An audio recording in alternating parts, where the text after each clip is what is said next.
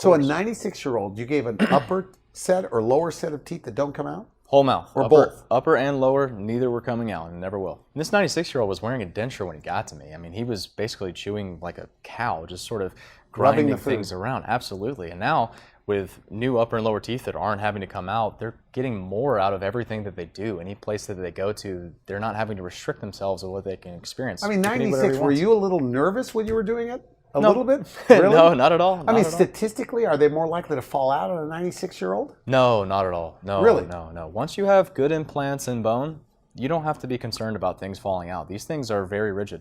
So when a 75-year-old comes into the office and tells me that they're too old for teeth, I'm thinking, well, you're barely even up there at all, right? I mean, I'm treating people that are 96 years old that are benefiting massively from this procedure. So, you know, it's all very relative, but a 75-year-old is not old in our book at all. So you think it's especially if you're older, you should do this? Because your life revolves, you're probably not working, you want to eat and all those things. What is the latter half of your life worth if you're not able to eat what you want? It's as simple as that.